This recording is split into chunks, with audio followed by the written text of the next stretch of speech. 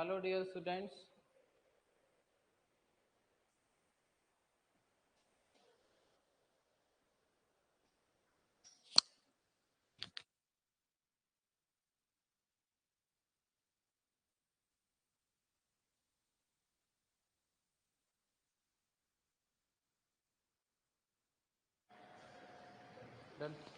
Hello dear students, सबसे पहले फटाफट कमेंट करके बताइए क्या वॉइस प्रॉपर आ रही है, आवाज आ रही है प्रॉपर। क्या आप लोगों को वॉइस प्रॉपर आ रही है? फटाफट कमेंट करके बता दीजिए अगर वॉइस प्रॉपर आ रही है तो।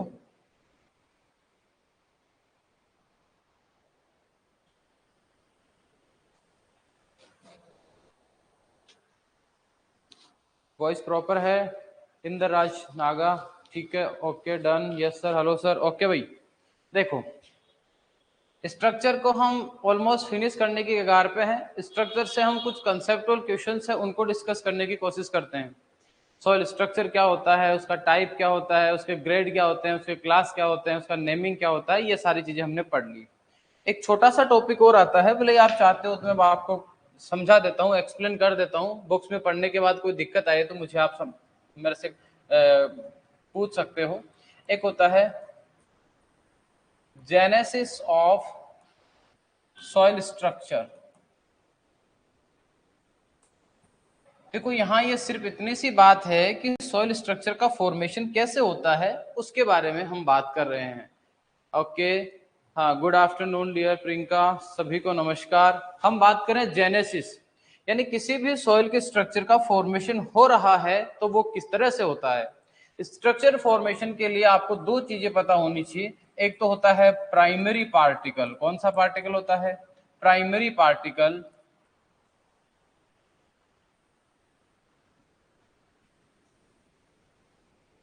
और एक होता है सेकेंडरी पार्टिकल।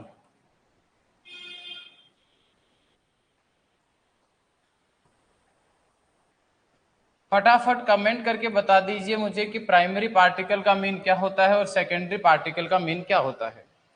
अगर आपको याद हो तो स्टार्टिंग में मैंने कहा था प्राइमरी पार्टिकल्स का मीन होता है कि सॉइल के जो सेपरेट्स होते हैं, सैंड, सिल्ट एंड क्ले, इन तीनों को हम बोलते हैं प्राइमरी पार्टिकल्स। और सेकेंडरी पार्टिकल्स की हम बात करें तो हमने कहा था कि ये जब प्राइमरी पार्टिकल्स आपस में एक दूसरे के साथ एग्रीगेट होते हैं तो जो एग्रीगेट बनता है उस एग्रीगेट को हम बोल देते हैं सेकेंडरी पार्टिकल। आप लोगों को मैंने बताया था। सर लेक्चर लेट अपलोड हो रहे हैं ऐप पर, ठीक है। आप बेटा लाइव क्लास को देखिए। ये थोड़ा सा रहता है कि जैसे मान लीजिए कोई भी क्लास होती है तो होने के बाद लगभग लगभग उसको लाइव कंटेंट के अंदर दो जगह आपको एक क्लास दिखेगी। पहले आपको दिखती है लाइव क्लासेज में, तो लाइव क्लासेज में ये आपको 1 से 2 घंटे के बीच में आपकी अपलोड हो जाती है। और इसके अंदर बेटा हम कुछ भी नहीं कर सकते क्योंकि लाइव क्लास होने के बाद वो क्लास कब ऐप के ऊपर वापस से अपलोड होती है ये डिपेंड करता है जो क्लास प्लस का सर्वर है उसके ऊपर। हाँ, जैसे ही क्लास अगर आपको लाइव कंटेंट में दिखने लग जाती है उसके बाद आपका जो कंटेंट वाला पॉइंट होता है उसमें ऐड करने का काम हमारा है। तो आप लोग जब भी क्लास देखनी हो तो सबसे पहले लाइव में देखिए। लाइव में आपको क्लास 1-1.5 घंटे के बाद अवेलेबल हो जाती है, फिर उसको हम डाउनलोड करके या उसको ट्रांसफर कर दिया जाता है कंटेंट में, क्योंकि लाइव क्लासेस के अंदर 5 से 7 दिन की क्लासेस ही रहती है, उसके बाद में क्लासेस अपने आप हट जाती है। तो आपको इसकी टेंशन नहीं लेनी चाहिए। फिलहाल डिस्कस कर रहे हैं जेनेसिस ऑफ सॉइल स्ट्रक्चर की, सॉइल स्ट्रक्चर का फॉर्मेशन ही कैसे होता है। इसके लिए मैंने कहा दो टाइप के पार्टिकल्स होते हैं, प्राइमरी पार्टिकल और सेकेंडरी पार्टिकल्स। सेकेंडरी पार्टिकल्स का मतलब है कि प्राइमरी पार्टिकल्स में जब एग्रीगेशन हो जाता है वो एक दूसरे से चिपक जाते हैं तब एक एग्रीगेट बनता है। इस प्रोसेस को बोलते हैं एग्रीगेशन। और सैंड, सिल्ट, क्ले, इन तीनों को हम बोलते हैं प्राइमरी पार्टिकल्स। इनको हम क्या बोलते हैं? Primary particles. देखो, किसी भी सॉइल स्ट्रक्चर के फॉर्मेशन के लिए आपको ध्यान रखना है कि ये जो प्राइमरी पार्टिकल्स होता है इनका एक दूसरे के साथ या यूं कहें हेल्ड टुगेदर, एक दूसरे के साथ इनका बाइंडिंग होना बहुत जरूरी है। और बाइंडिंग के लिए बहुत सारे एजेंट है जो फंक्शन करते हैं, जो इसकी बाइंडिंग के लिए रेस्पॉन्सिबल होते हैं। यानी पार्टिकल जो है सैंड, सिल्ट, क्ले, इनका एक दूसरे के साथ बाइंड होना उसको हम बोलते हैं एग्रीगेशन। और सॉइल जेनेसिस जो होता है या पार्टिकल्स के एक दूसरे के साथ अरेंज होने के लिए जो रेस्पॉन्सिबल फैक्टर्स होते हैं उनकी अगर हम बात करें तो याद रखना यहाँ जो फैक्टर्स होते हैं या यूं कहें सॉइल जेनेसिस के लिए जो फंक्शन करने वाले फैक्टर्स होते हैं उनमें सबसे पहले आता है क्ले का नाम। किसका नाम आता है? क्ले एंड सिल्ट, यानी कि सॉइल पार्टिकल्स को अगर चिपका के रखने का, बाइंड करके रखने का काम करता है तो उसका काम होता है क्ले का और सिल्ट का। इसके अलावा किसका काम होता है? इसके अलावा अगर हम बात करते हैं तो एक होता है ऑर्गेनिक मैटर। ऑर्गेनिक जो मैटर होता है इसका भी काम होता है सॉइल स्ट्रक्चर के फॉर्मेशन के लिए, ये भी रेस्पॉन्सिबल होता है। इसके अलावा और क्या होता है? इसके अलावा होता है Fe एंड एल्यूमिनियम के जो ऑक्साइड्स होते हैं या फिर यूं कहें हाइड्रोक्साइड्स होते हैं, हाइड्रोक्साइड्स होते हैं, इनका भी काम होता है सॉइल स्ट्रक्चर को स्टेबलाइज करना। इसके अलावा अगर हम बात करें तो कंसंट्रेशन ऑफ सॉइल कोलॉइड्स, यानी सॉइल के अंदर जो कोलॉइड्स प्रेजेंट होते हैं उनका भी काम होता है पार्टिकल्स को एक दूसरे के साथ बाइंड करके रखने का। फिर से रिपीट कर रहा हूं, जेनेसिस का मीन ये है, जेनेसिस का मीन यहां पर ये है कि भैया सॉइल की जो स्ट्रक्चर है उस स्ट्रक्चर का फॉर्मेशन कैसे होता है। तो होता क्या है कि जो प्राइमरी पार्टिकल्स होते हैं ये प्राइमरी पार्टिकल्स एक दूसरे के साथ आते हैं और प्राइमरी पार्टिकल्स के एक दूसरे के साथ आने पर किसका निर्माण होता है? सेकेंडरी पार्टिकल्स का, जिसको हम एग्रीगेट बोलते हैं। फिर ये एग्रीगेट एक डेफिनेट पैटर्न में अरेंज हो जाते हैं और सॉइल स्ट्रक्चर का फॉर्मेशन हो जाते हैं। जनरली ये प्राइमरी पार्टिकल्स एक दूसरे के साथ चिपके हुए क्यों रखते हैं, ये एक दूसरे के साथ बाइंड क्यों रहते हैं? तो इनको बाइंड करने का काम करता है, बाइंडिंग एजेंट का काम करता है सबसे पहले क्ले और सिल्ट करता है, दूसरा ऑर्गेनिक मैटर करता है, आयरन एल्यूमिनियम के ऑक्साइड करता है, कंसंट्रेशन ऑफ सॉइल कोलॉइड्स। इसके अलावा अगर हम बात करते हैं तो जो लॉन्ग रेंज वाला बॉन्ड होता है या यूं कहें लॉन्ग रेंज एंड, अगर हम बात करें तो सीधा सीधा शब्दों में हम कह देंगे कि लॉन्ग डिस्टेंस तक जो बॉन्ड रहता है उसको बोलते हैं वांडरवॉल, वांडरवॉल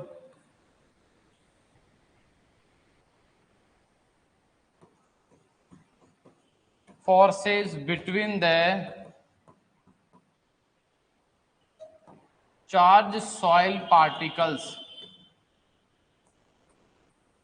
यानी ये सारे फैक्टर होते हैं जो सॉइल के पार्टिकल्स को एक दूसरे के साथ चिपकने में हेल्प करते हैं, एक दूसरे के साथ बाइंड रहने में हेल्प करते हैं। सबसे पहले नंबर आ जाता है क्ले का और सिल्ट का, दूसरा काम आता है ऑर्गेनिक मैटर का, तीसरा काम आ जाता है किसका? Fe एल्यूमिनियम ऑक्साइड्स का। नेक्स्ट आ जाता है कंसंट्रेशन ऑफ सॉइल कोलॉइड्स, यानी सॉइल के अंदर कोलॉइडल सब्सटेंस कितना है वो भी उसकी स्ट्रक्चर को स्टेबलाइज करने के लिए इंपॉर्टेंट होता है। और नेक्स्ट आ जाता है वांडरवाल फोर्सेस। देखो ये क्या होता है वांडरवाल फोर्सेस का मतलब होता है कि जो दो मॉलिक्यूल्स है या दो कोई भी सब्सटेंस है, दो पार्टिकल्स है, इनके बीच में जो एक वीक बॉन्ड होता है उस वीक बॉन्ड को हम बोलते हैं वांडरवाल फोर्सेज। याद रखना वांडरवाल फोर्सेज एक लॉन्ग डिस्टेंस बॉन्ड है, इसका आप लोगों को ध्यान रखना है। ये सारे जो मटेरियल, ये सारे जो ये आप लोगों के सामने फैक्टर्स लिखे हुए हैं ये सॉइल जेनेसिस के लिए रेस्पॉन्सिबल होते हैं। इनके अलावा अगर हम बात करें तो इसके अलावा कुछ कैटाइंस भी होते हैं, कैटाइंस का भी काम होता है कि सॉइल के स्ट्रक्चर का फॉर्मेशन हो, ये भी रेस्पॉन्सिबल होते हैं। इसके अलावा अगर हम बात करते हैं तो जो कैटाइंस होते हैं या यूं कहें ऑर्गेनिक मैटर जो होता है वो किस तरह से इफेक्ट करता है, एक एक को समझते हैं। देखो क्ले की अगर हम बात करें तो क्ले में क्या होता है? Cohesion force, cohesion and adhesion force जो होता है, कोहेशन एंड एडेशन जो फोर्सेज होते हैं ये फोर्सेज बहुत ज्यादा हाई रहते हैं। किसकी बात कर रहे हैं? क्ले की बात कर रहे हैं। जैसे मान लो ये दो सैंड के पार्टिकल है, इन सैंड के पार्टिकल्स के बीच में ये क्ले का पार्टिकल है, तो ये क्या करता है? इन दोनों को आपस में बाइंड करके रखने का काम करता है, चिपकाने का काम करता है। इससे क्या होगा? जो स्ट्रक्चर है वो ज्यादा स्टेबलाइज होगी, ज्यादा स्ट्रॉन्ग रहेगी। यानी कि इसके कारण लिए रीजन क्या होता है कि ये इनको एक दूसरे के साथ बाइंड करके रखता है? इसके लिए रहता है कोहेशन एंड एडेशन फोर्स, यानी कि क्ले पार्टिकल्स का कोहेशन एडिशन फोर्स हाई होता है। आपको सोइल सेपरेट्स याद हो तो वहां मैंने कहा था कोहेशन एडिशन क्या होता है और सबसे ज्यादा किस में होता है, ये मैंने आपको समझाया था। उसी तरीके से सर ऑर्गेनिक मैटर की बात करें तो ऑर्गेनिक मैटर की अगर हम बात करते हैं तो याद होना चाहिए आपको कि ऑर्गेनिक मैटर का होता है डीकंपोजिशन। क्या होता है? डीकंपोजिशन। डिकम्पोजिशन होता है। और डिकम्पोजिशन करता कौन है? डिकम्पोजिशन करने का काम करते हैं माइक्रोब्स। यानी माइक्रोब्स के द्वारा जब इस ऑर्गेनिक मैटर का डिकम्पोजिशन होता है तो यहाँ आप लोगों को याद रखना कुछ स्टिकी सब्सटेंसेस का फॉर्मेशन होता है। स्टिकी जो सब्सटेंसेस होते हैं या जो मैटर होता है उसका फॉर्मेशन होता है। सर ये क्या होते हैं? जैसे इसके डिकम्पोजिशन के बाद बनता है ह्यूमिक एसिड। क्या बनता है? ह्यूमिक एसिड बनता है। या फिर बात करें तो ह्यूमीन बनता है। क्या बनता है? ह्यूमीन बनता है। ये वैसे ह्यूमिक एसिड वगैरह ये सारे किसके पार्ट है? ये ह्यूमस के ही अंश है, या यूं कहें ह्यूमस के फ्रैक्शन है। ह्यूमस के 3 फ्रैक्शन होते हैं, ह्यूमिक एसिड, फ्लूविक एसिड या फिर ह्यूमीन, ये 3 फ्रैक्शन होते हैं। और ये जो फ्रैक्शंस होते हैं ह्यूमिक एसिड, ये ह्यूमिक एसिड जो होता है एक प्रकार का स्टिकी सब्सटेंस है, ग्लू लाइक है, गोंद के जैसे चिपकाने का काम करता है। यानी कि ऑर्गेनिक मैटर के डिकम्पोजिशन से पहली बात तो ये सब्सटेंसेस बनेंगे जो पार्टिकल्स को एक दूसरे के साथ बाइंड करके रखने का काम करते हैं। और इसके अलावा अगर हम बात करें तो ऑर्गेनिक मैटर का डिकम्पोजिशन कौन करता है? ऑर्गेनिक मैटर का डिकम्पोजिशन करते हैं माइक्रोब्स। और माइक्रोब्स में आपको याद हो तो आ जाता है, जैसे हम बात करें तो एक होता है फंगी। और फंगी के अंदर अगर हम बात करें या हम फंगस की बात करें, फंजाई की बात करें, तो जो फंजाई होती है इसमें एक स्ट्रक्चर होती है जिसके लिए आपने पढ़ा होगा माइसीलिया या माइसीलियम के नाम से पढ़ा होगा। क्या होता है समझा देता हूं। यानी इसके अंदर क्या होता है, जो फंजाई होती है इस फंजाई के अंदर एक थ्रेड नुमा या एक यूं कहें माला के जैसे थ्रेड लाइक स्ट्रक्चर होती है। बहुत सारी सेल्स आपस में जुड़कर एक थ्रेड लाइक माला के जैसे मोतियों की जैसे एक माला सी लंबी लाइन बना देती है। इस थ्रेड लाइक स्ट्रक्चर को हम बोलते हैं माइसीलियम। क्या बोलते हैं इसको? माइसीलिया या माइसीलियम। और इसके छोटे छोटे जो टुकड़े होते हैं, ब्रांचेज होती है, यानी इसकी जो ब्रांचेज होती है उन ब्रांचेज को कहा जाता है हाइपा, या इनको क्या कहा जाता है? हाइपाई। और इसको क्या कहा जाता है? इसको कहा जाता है माइसीलियम। यानी कि माइसीलियम, जैसे मान लीजिए एक फंगस है वो सॉइल के अंदर ग्रोथ कर रही है, तो उसके जो माइसीलियम होते हैं वो भी सॉइल पार्टिकल्स को बाइंड करके या यूं कहें एक दूसरे के साथ चिपकाने का काम करते हैं। तो पहली बात तो ऑर्गेनिक मैटर जो होता है वो खुद प्रोड्यूस करता है ह्यूमिक एसिड, जो एक प्रकार के स्टिकी सब्सटेंस का काम करता है जिससे पार्टिकल्स एक दूसरे से चिपक के रहेंगे।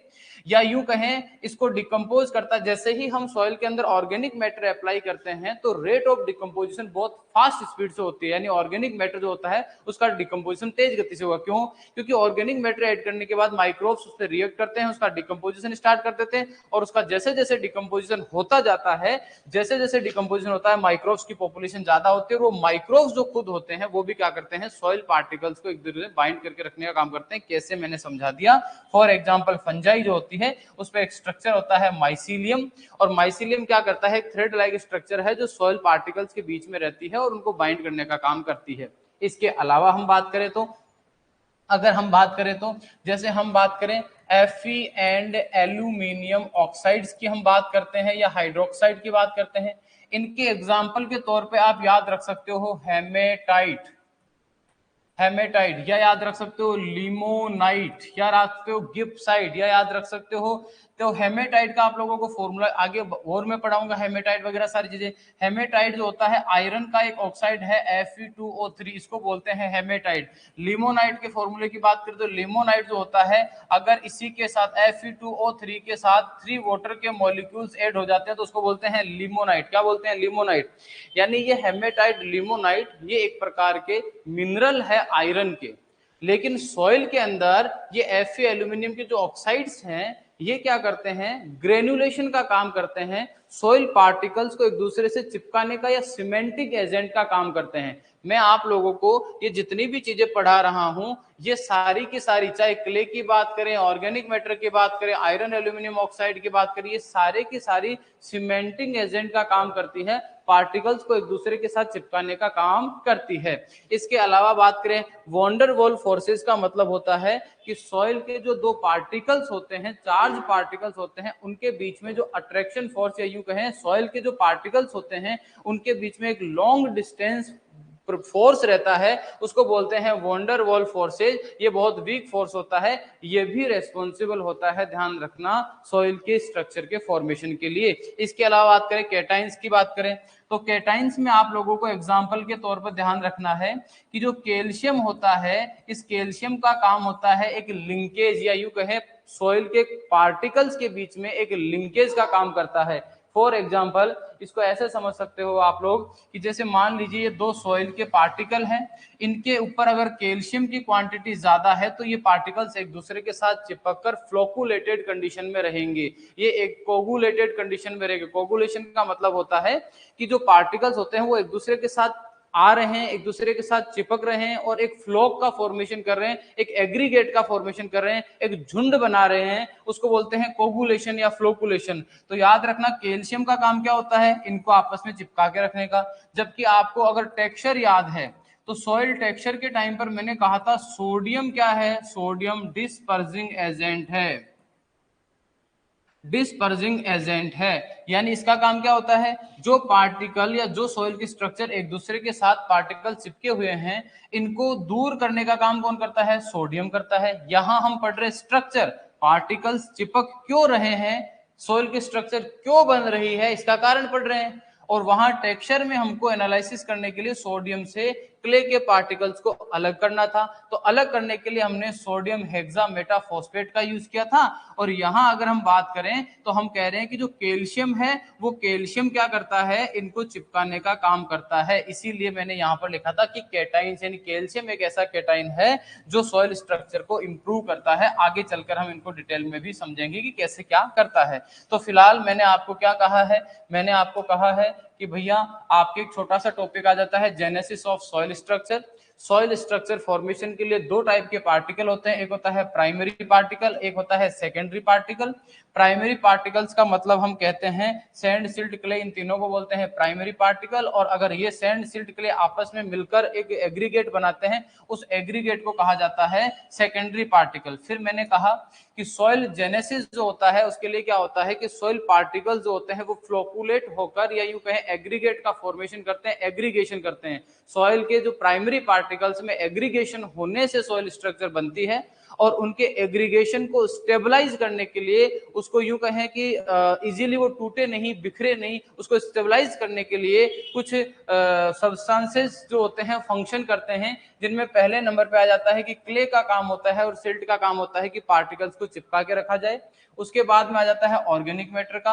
ऑर्गेनिक मैटर कैसे करता है वो मैंने अभी समझा दिया आगे। इसके अलावा Fe एल्यूमिनियम ऑक्साइड के और इसके हाइड्रोक्साइड होते हैं, इनका भी काम होता है।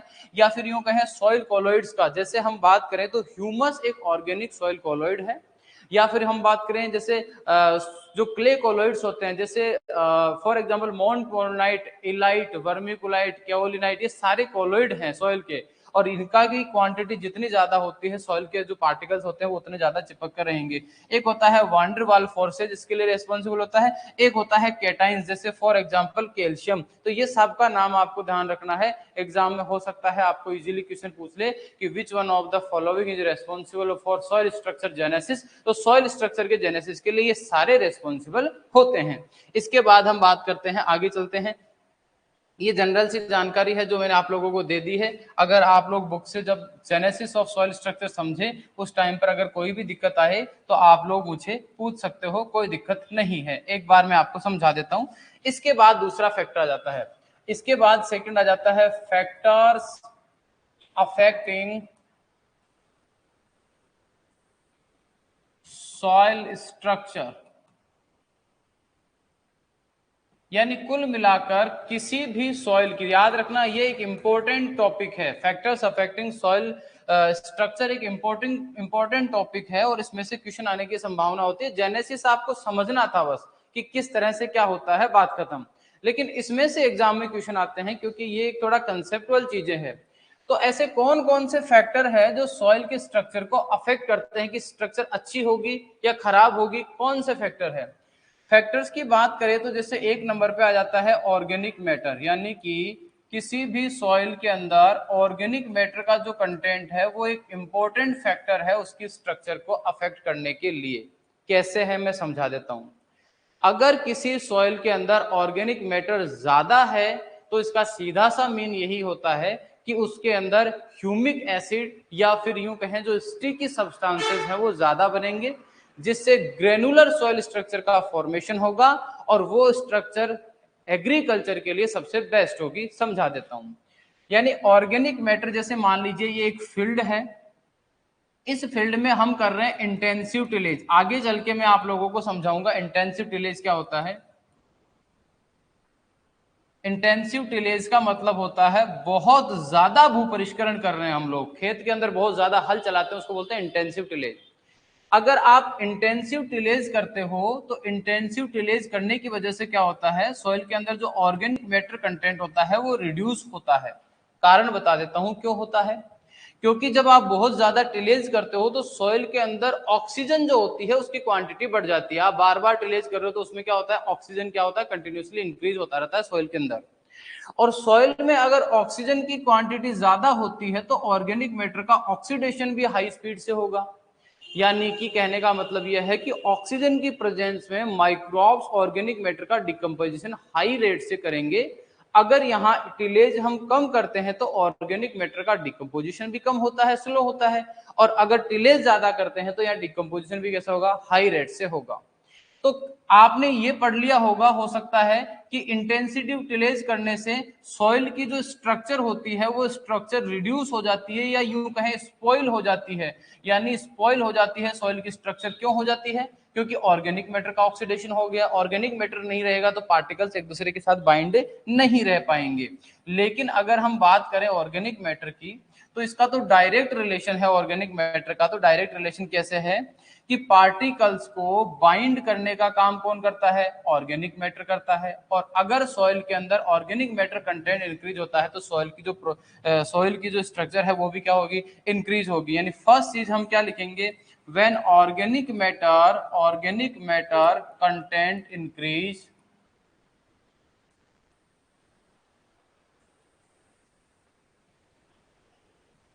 इस तरह का सिंबल यानी इंक्रीज, देन क्या होगा, then soil structure improve.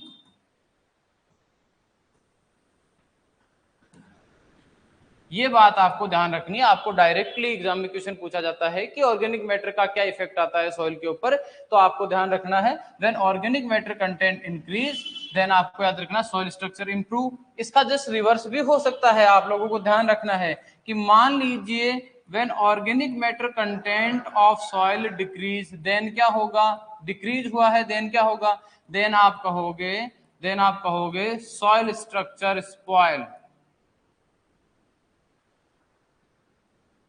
Soil structure क्या हो जाएगी, स्पॉइल हो जाएगी या खत्म हो जाएगी, डिस्ट्रॉय हो जाएगी। ये पहला फैक्टर हो गया ऑर्गेनिक मैटर। आपको ध्यान रखना है ऑर्गेनिक मैटर का स्ट्रक्चर पर क्या इफेक्ट आता है। सेकंड फैक्टर की बात करते हैं। सेकंड फैक्टर आता है क्लाइमेट। क्या जाता है, क्लाइमेट का भी सॉइल की स्ट्रक्चर पर इफेक्ट आता है। फॉर एग्जाम्पल आपको मैं थोड़ा सा एग्जाम्पल दे देता हूं। आपने कल जब हम टाइप ऑफ सॉइल स्ट्रक्चर पढ़ रहे थे परसों की क्लास में, तो हमने पढ़ा था कि जो प्रिज्मेटिक सॉइल स्ट्रक्चर है, कौन सी, प्रिज्मेटिक सॉइल स्ट्रक्चर है, इसका फॉर्मेशन होता है एरिड क्लाइमेट में। कहां होता है, एरिड क्लाइमेट में। यानी ये किसकी वजह से बन रही है, एरिड क्लाइमेट की वजह से बन रही है। और सेकंड अगर हम बात करें तो जो ग्रेनुलर सॉइल स्ट्रक्चर है, अगर इसकी बात करते हैं तो ग्रेनुलर सॉइल स्ट्रक्चर होता है, इसका फॉर्मेशन होता है जनरली अगर हम बात करते हैं तो ह्यूमिड क्लाइमेट के अंदर, जहां पर ह्यूमिड क्लाइमेट की वजह से वेजिटेशन ज्यादा होगी, या फिर यूं कहें कि ग्रास लैंड के अंदर इसका फॉर्मेशन होता है। तो ये बात भी आपको ध्यान रखनी है।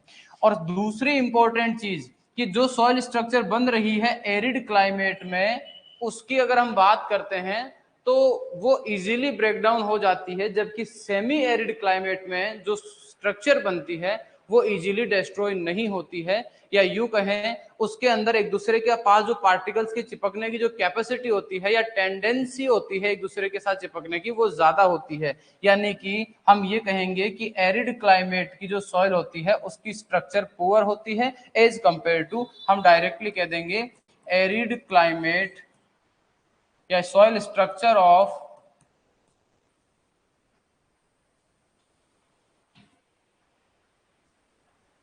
arid climate is poorly aggregated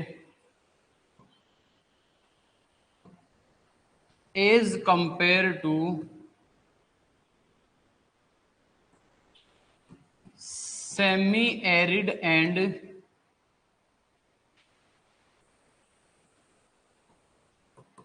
humid climate, बहुत इजी सी बात है, ज्यादा कोई दिक्कत नहीं है कि सर जहां का क्लाइमेट एरिड है वहां की सॉइल कैसे होगी, पुअरली एग्रीगेटेड होगी। एग्रीगेटेड का मतलब एग्रीगेट बहुत स्ट्रांगली एक दूसरे से बाइंड नहीं होगा, बहुत लूज सा होगा, इजीली टूट जाएगा। लेकिन अगर हम बात करें किसकी, सेमी एरिड की, और अगर हम बात करें ह्यूमिड की, तो इनके कंपैरिजन में ये क्या रहेगी, पुअरली एग्रीगेटेड रहेगी। यहां पर ये दो फैक्टर हो गए हैं। तीसरे फैक्टर पे चलते हैं, थर्ड नंबर पे चलते हैं। थर्ड नंबर पे अगर हम फैक्टर की बात करते हैं तो थर्ड नंबर पे फैक्टर आ जाता है टाइप ऑफ एडजॉर्ब्ड केटाइन।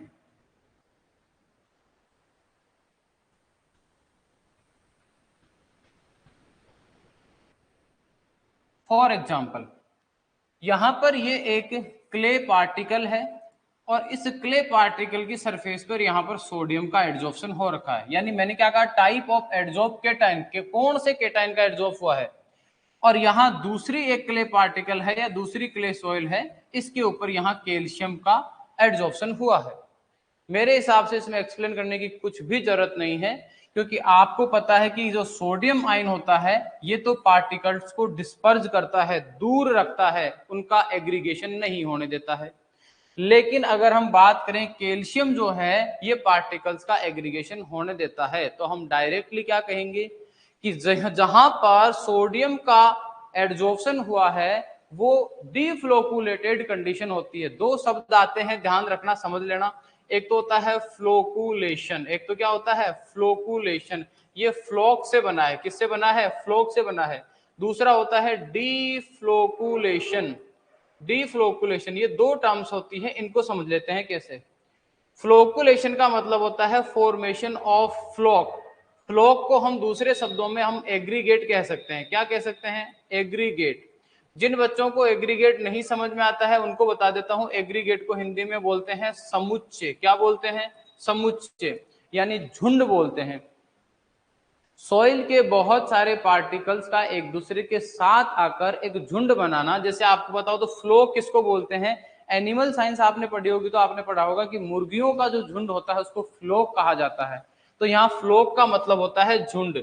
यानी किसी भी सॉल्यूशन के अंदर, जैसे मान लीजिए एक सॉल्यूशन है, कोलाइडल सॉल्यूशन है, इसमें डिस्पर्ज कंडीशन में बहुत सारे कोलाइडल पार्टिकल्स थे।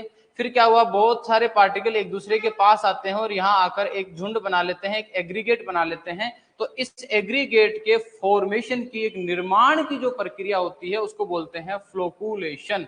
फ्लोकुलेशन का मतलब होता है फॉर्मेशन ऑफ फ्लोक, झुंड का, एग्रीगेट का बनना कहलाता है फ्लोकुलेशन। और डीफ्लोकुलेशन का मतलब है कि ये जो झुंड बना हुआ था, एग्रीगेट बना हुआ था, ये वापस से बिखर जाए, ये पार्टिकल वापस से सारे के अंदर, इसके अंदर सस्पेंशन में चले जाएं, तो उसको बोलते हैं डीफ्लोकुलेशन। यानी फ्लोक का बनना फ्लोकुलेशन, फ्लोक का वापस से बिखरना डीफ्लोकुलेशन। तो सोडियम जिस सॉइल में होगा वो सॉइल होगी डीफ्लोकुलेटेड कंडीशन होगी, यानी वहां पर एग्रीगेशन होगा ही नहीं, पार्टिकल एक दूसरे से दूर दूर रहेंगे। और डीफ्लोकुलेटेड कंडीशन से क्या होगा कि सॉइल की जो फिजिकल कंडीशन है वो बहुत पुअर रहेगी। लेकिन जहां कैल्शियम होगा वहां पर वेल एग्रीगेटेड स्ट्रक्चर होगी, क्योंकि वहां फ्लोकुलेशन का काम करता है। एग्जाम में आपको पूछे कि आपको याद हो तो इसी को बोलते हैं डिस्पर्जन। क्या बोलते हैं इसी को, डिस्पर्जन। आपको पूछे डिस्पर्जिंग एजेंट कौन है, आप कहोगे सोडियम है। अगर आपको ये पूछ ले कि डीफ्लोकुलेटिंग एजेंट कौन है तो कौन आएगा, सोडियम। आपको घुमा के पूछ ले कि फ्लोकुलेटिंग एजेंट कौन है तो कौन आएगा, कैल्शियम। ये भी आपको ध्यान रखना है।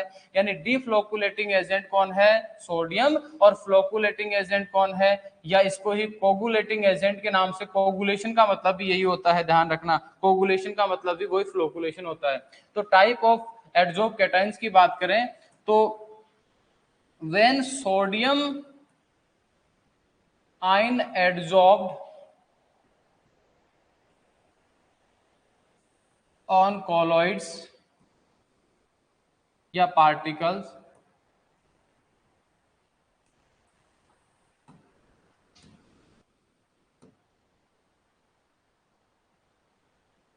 then deflocculated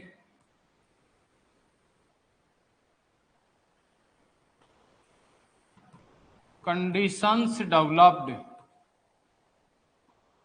अब डीफ्लोकुलेटेड का मतलब आप समझ गए होंगे कि भैया वहां पर सॉइल की स्ट्रक्चर का फॉर्मेशन नहीं हुआ, एग्रीगेट का फॉर्मेशन नहीं हुआ है। और दूसरी कंडीशन क्या है कि मान लीजिए when calcium ion adsorbed on colloids then well flocculated या इसी को कह देंगे well aggregated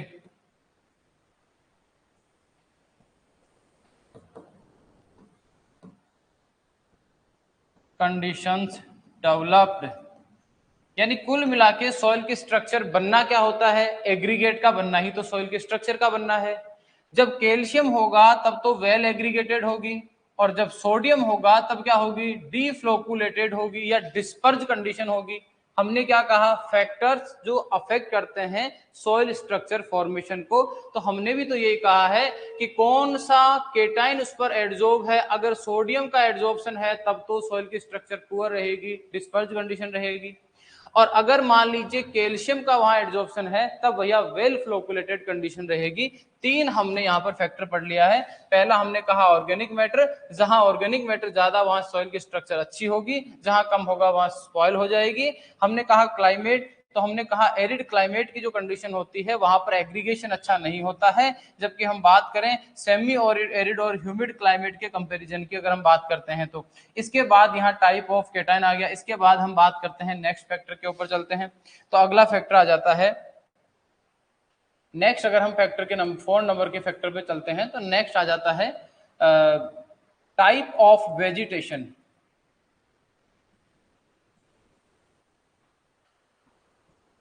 type of vegetation का मतलब है किस टाइप की वेजिटेशन फील्ड में ग्रो कर रखी है वो भी उसकी स्ट्रक्चर को स्पॉइल करती है या अफेक्ट करती है। एग्जांपल समझना, जैसे एक तो है लेग्यूम क्रॉप। कौन सी क्रॉप है, लेग्यूम क्रॉप है, या फिर यूं मान लेते हैं ग्रासेज है।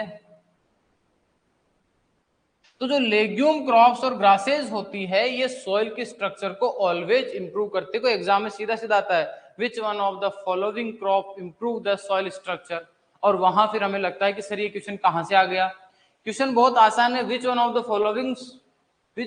Following crop improve the soil structure. वहां पर क्वेश्चन बिल्कुल इजी है, कहां से आ गया बस ये समझ नहीं आ रहा है। तो वो यहां से ऐसी जगह से पूछा जाता है टाइप ऑफ वेजिटेशन में, तो आपको पता होना चाहिए कि लेग्यूम क्रॉप सॉइल के स्ट्रक्चर को ऑलवेज इंप्रूव करती है। क्या करती है, इंप्रूव करती है। ग्रासेज ऑलवेज इंप्रूव करती है, क्योंकि आपको याद हो तो आपने पढ़ा था क्रम्बी स्ट्रक्चर, और क्रम्बी स्ट्रक्चर में मैंने कहा था ये कहां प्रेजेंट होती है, मैंने कहा था ये ग्रास लैंड जो एरिया होता है वहां पर, ग्रास लैंड एरिया या फॉरेस्ट एरिया के अंदर कौन सी होती है, क्रम्बी सॉइल स्ट्रक्चर होती है। तो इसका मतलब टाइप ऑफ वेजिटेशन में आपको ध्यान रखना है कि जो सॉइल की स्ट्रक्चर होती है वो बहुत अच्छी कहां होती है, वो होती है फॉरेस्ट एरिया या grassland and forest area में। इन ग्रास लैंड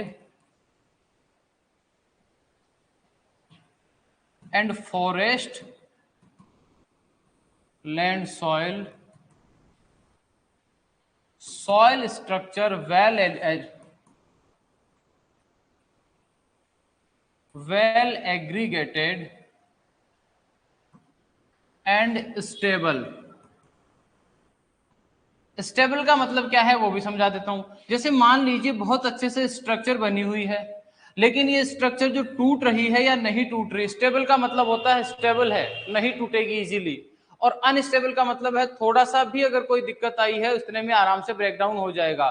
तो याद रखना जो ग्रास लैंड है और फॉरेस्ट लैंड है वहां पर क्या है, स्टेबल है। और अगर हम क्रॉप्स की बात करते हैं तो क्रॉप्स में आपको ध्यान रखना, जैसे लेग्यूम क्रॉप्स की बात करते हैं, legume crops improve the soil structure as compared to जो सीरियल्स होती है उनके कंपैरिजन। ध्यान रखना सीरियल्स इंप्रूव कम करती है, कौन इंप्रूव करता है, लेग्यूम क्रॉप्स ज्यादा इंप्रूव करती है सॉइल स्ट्रक्चर को। तो अगला क्या आ गया, अगला आ गया type of vegetation. Next factor की बात करते हैं तो अगला आ जाता है टिलेज। टिलेज जो है वो भी सोइल स्ट्रक्चर को अफेक्ट करता है। कैसे करता है वो समझा देता हूं। दो टाइप की कंडीशंस में हम टिलेज करते हैं, एक तो हम करते हैं वेट कंडीशंस में। कौन सी कंडीशन में, वेट कंडीशंस के अंदर प्रेफर करते हैं, और एक करते हैं हम ड्राई कंडीशन के अंदर। कौन सी कंडीशन में? ड्राई कंडीशन में। जब हम ड्राई कंडीशंस में टिलेज करते हैं तो हम फील्ड में देखते हैं कि बहुत सारे क्लोड्स बन जाते हैं, ढेले बन जाते हैं। खेत के अंदर बहुत सारे क्या बन जाते हैं? ढेले बन जाते हैं। और आपको पता हो तो पेड़ और क्लोड आपको मैंने समझा दिया था, या पेड़ और क्लोड। वैसे पेड़ क्या होता है? फटाफट कमेंट करना देखे, व्हाट इज पेड़? फटाफट कमेंट करना देखे, पेड़ क्या होता है, क्लोड क्या होता है? पता तो चले आप लोग कितनी प्रिपरेशन कर रहे हो। इंद्रराज, पेड़ क्या होता है? प्रियंका, पेड़ क्या होता है?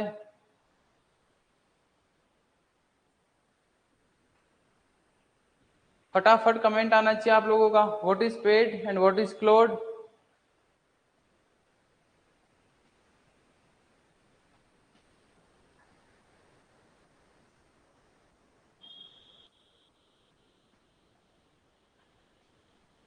हाँ, विकास यादव आया। Ped is naturally formed aggregate and what is clod? बाकी लगता है सो गए। ठीक है, कोई बात नहीं। पेड़ के लिए विकास ने जवाब दे दिया है, बहुत बढ़िया, वेरी गुड बेटा। ये पेड़ का क्वेश्चन बहुत बार आता है। पेड़ का मतलब होता है नेचुरली फॉर्म, जो एग्रीगेट्स होते हैं उनको बोलते हैं पेड़। और दूसरा जवाब भी दे दिया है कि क्लोड का मतलब होता है कि coherent mass which is formed by artificial mean like tillage. यानी टिलेज करने से जो कोहेरेंट का मतलब होता है एक मास बन जाता है, एक ढेला बन जाता है, उसको हम क्लोड बोलते हैं। और उसमें आर्टिफिशियली मीन होता है, आर्टिफिशियली उसका फॉर्मेशन होता है। तो जब हम टिलेज करते हैं, मान लीजिए वेट कंडीशन में करते हैं, तो हमें पता है, जैसे मान लीजिए खेत में पानी भरा और पानी भरी हुई जगह से हम ट्रैक्टर को गुजारते हैं तो हम देखते हैं वहां एकदम दलदल सा हो जाता है, कीचड़ बन जाता है, यानी कि एकदम मड्डी सी कंडीशन हो जाती है, या यूं कहें स्वैम्प कंडीशन हो जाती है, दलदली सी कंडीशन बन जाती है वेट कंडीशन में अगर हम टिलेज करते हैं तो। इसी तरीके से ड्राई, मान लीजिए खेत पूरा सूखा हुआ है, आपने प्लो कर दिया तो बड़े बड़े ढेले बन जाते हैं। यानी कि अगर आप वेट कंडीशन में टिलेज करते हो तब भी सोइल की स्ट्रक्चर टूट जाती है और टूटने के बाद कीचड़ बन जाता है। और अगर मान लीजिए आपने ड्राई कंडीशन के अंदर भी टिलेज किया है तब भी याद रखना सोइल की स्ट्रक्चर डिस्ट्रॉय हो जाती है। तो सर हमें टिलेज कब करनी चाहिए?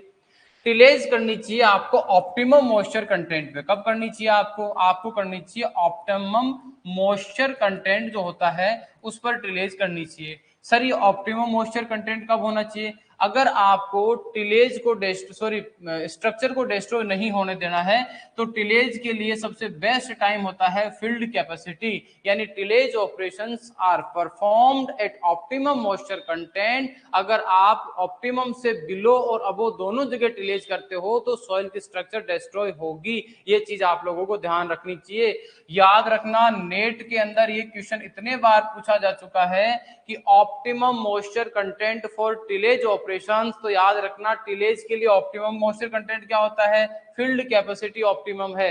इससे अबो और बिलो दोनों ही जगह आपको टिलेज सही नहीं है। तो इसके अंदर हम डायरेक्टली क्या कर देंगे? Soil structure destroy eight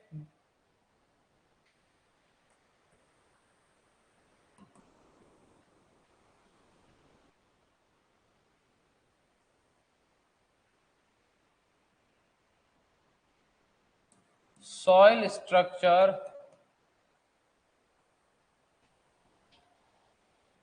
significantly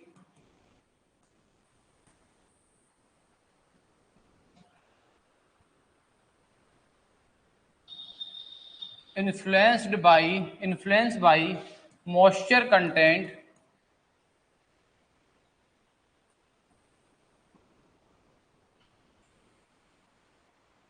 for soil structure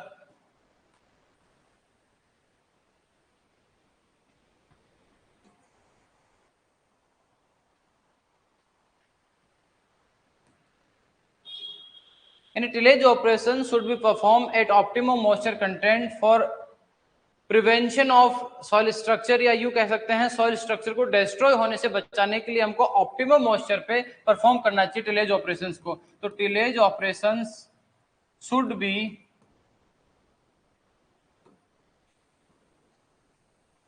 performed at optimum moisture content. और ऑप्टिमम मॉइस्चर कंटेंट क्या होता है? That is field capacity. optimum moisture content for tillage operations should be performed at optimum moisture content for prevention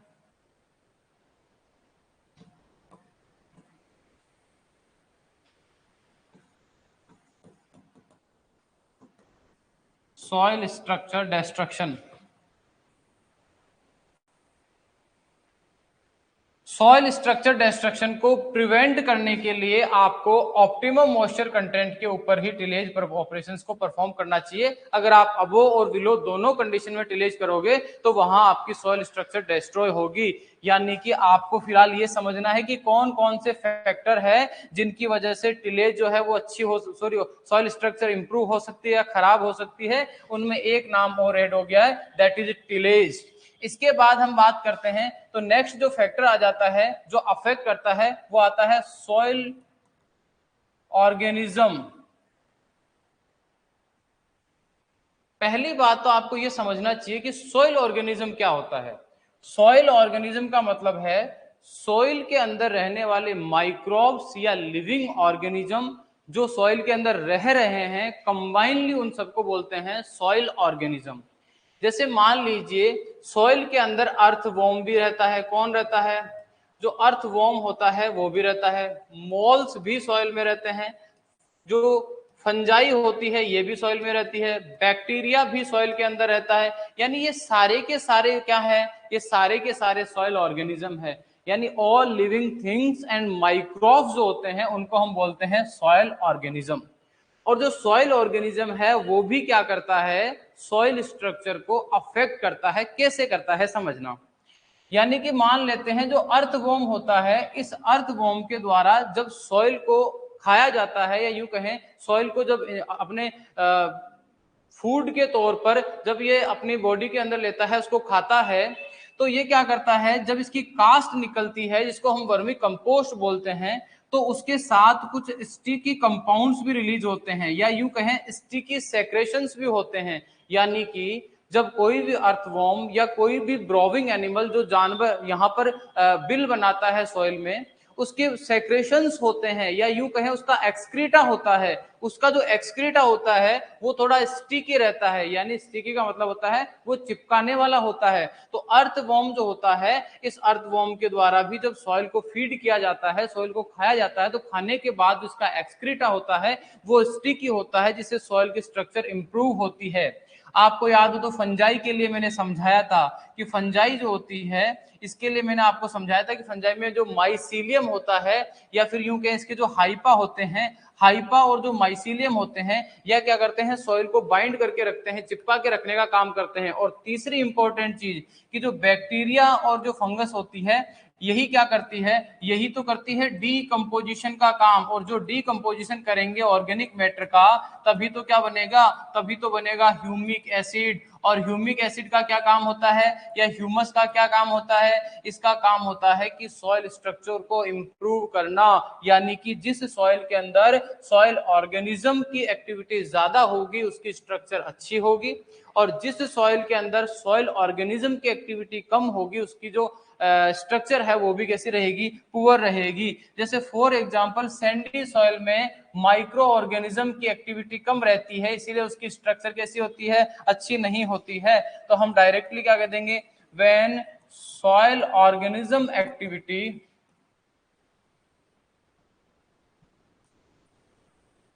activity increase in soil, then soil structure improve। यानी soil structure क्या हो जाती है? Improve हो जाती है। कब हो जाती है? जब माइक्रो ऑर्गेनिज्म की एक्टिविटी इंक्रीज होती है। और माइक्रो ऑर्गेनिज्म में आपको ध्यान रखना है कि इसके अंदर फंजाई भी आता है, इसके अंदर बैक्टीरिया भी आता है, इसके अंदर अर्थवॉर्म भी आता है, इसके अंदर मोल्स भी आ जाते हैं, इसके अंदर रेट भी आ जाता है, चूहा जो आता है वो भी आ जाता है। ये सारे के सारे जो सॉइल के अंदर रह रहे हैं इनको हम किस में काउंट करते हैं? सॉइल ऑर्गेनिज्म में। और जिस सॉइल के अंदर इनकी एक्टिविटी ज्यादा होगी उसकी स्ट्रक्चर ज्यादा स्टेबल होगी और इंप्रूव होगी। इसका उल्टा भी हो सकता है, ध्यान रखना। आपको डायरेक्टली एग्जाम में क्वेश्चन पूछा जा सकता है, which one of the following factor affect the stability of soil structure. तो जो फैक्टर्स आपको लिखवा रहा हूं उनका नाम पता होना चाहिए कि ऑर्गेनिक मैटर भी अफेक्ट करता है, क्लाइमेट भी अफेक्ट करता है। अब हम सोचते भी नहीं है क्लाइमेट के बारे में, लेकिन क्लाइमेट अफेक्ट करता है स्ट्रक्चर को। तो जैसे हम बात करें, क्लाइमेट हो गया, टिलेज हो गया, मॉइस्चर कंटेंट के बारे में हम बात कर सकते हैं, टाइप ऑफ वेजिटेशन की बात कर सकते हैं, हम कह सकते हैं कि जो सॉइल ऑर्गेनिज्म है वो भी अफेक्ट करता है। कंटिन्यूसली वेटिंग एंड ड्राइंग, अगर सॉइल मान लीजिए कंटिन्यूसली वेट हो रही है, ड्राई हो रही है, वो भी सॉइल स्ट्रक्चर को अफेक्ट करता है। अगला फैक्टर आ जाता है continuously waiting and drying of soil, waiting and drying of soil. याद रखना ये भी क्या करता है, सॉइल के स्ट्रक्चर को इन्फ्लुएंस करता है।